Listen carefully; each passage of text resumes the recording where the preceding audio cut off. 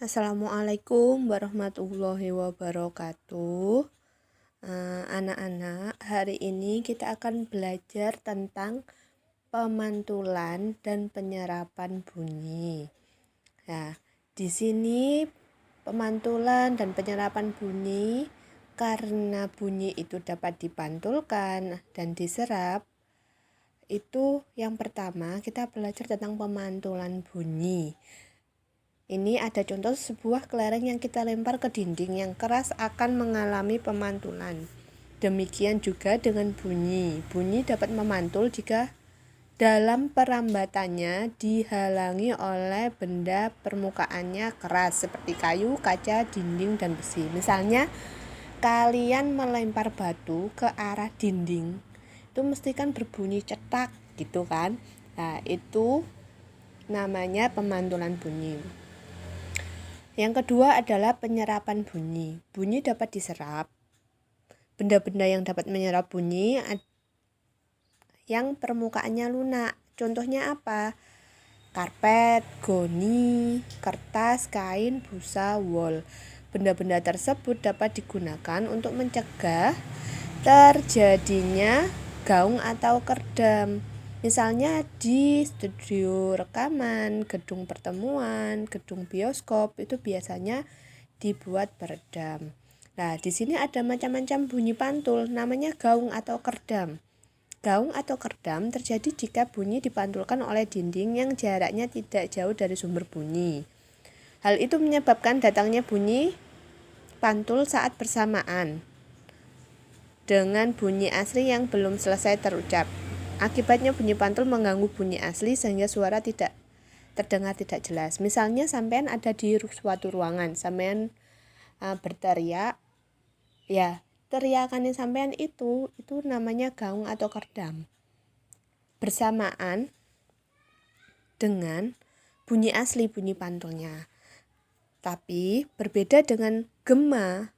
Lah, gema ini terjadi karena bunyi dipantulkan oleh dinding yang jaraknya jauh dari sumber bunyi. Jadi, datangnya bunyi pantul setelah bunyi asli selesai terucap. Jadi bunyi pantul terdengar lengkap sesudah bunyi asli. Itu biasanya terjadi di gua-gua, lembah-lembah dan bukit-bukit yang jaraknya jauh serta permukaannya keras dan rapat. Misalnya, sampean ada di pergunungan juga bisa. Di pegunungan lah. Sampean naik ke Laherpang misalnya. Sampean berteriak, "Woi!" gitu. Nanti akan terdengar bunyi pantul juga woi di belakangnya. Misalnya woi, woi, woi, kan kadang seperti itu. Nah, ini yang penyerapan bunyi pantul ya anak-anak. Ya, sekarang kita belajar kembali lagi ke jenis-jenis sudut. Ya, Ibu Ira agak besarkan. Maaf kalau tidak jelas, silakan dibuka halaman 92.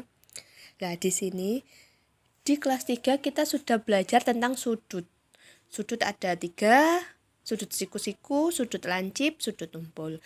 Kalau sudut siku-siku derajatnya adalah 90 derajat. Kalau sudut lancip di bawahnya 90 derajat.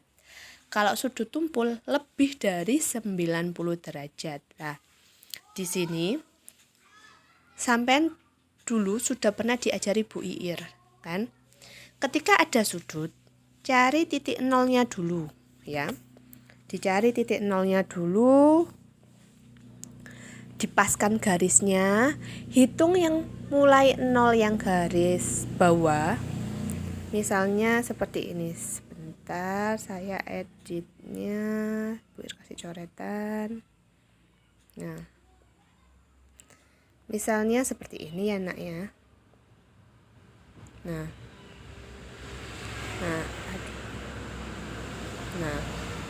wow, sebentar. Nah, ini cari yang nol dulu, yang nol seperti ini. Cari yang nol seperti ini dulu, baru nanti garis satunya ini ada berada di mana. Nah, ini adalah sudutnya, namanya Misalnya ini 0, terus sudutnya ada di tengah-tengah, berarti ada di 45. Berarti sudut ini adalah sudut 45, seperti itu. Ya. Sudah seperti ini, langsung ke yang kedua, itu sudut. Nah, besarnya sudut segitiga dan segi empat itu berbeda ya anak-anak.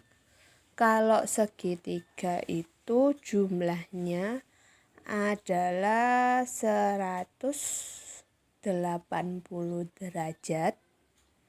Kalau sudut yang persegi 4, pokoknya yang semuanya segi 4 itu jumlahnya adalah 360 derajat. Misalnya adalah seperti ini, ada di halaman 168. Nah, 168 ini bagaimana cara mengerjakannya? Nanti setelah ini akan diberikan gambar Bu Iir, silakan dipelajari di situ. Terus kalian mengerjakan tugas yang dari Bu Iir. Bu Iir akhiri ya. Terima kasih. Assalamualaikum warahmatullahi wabarakatuh.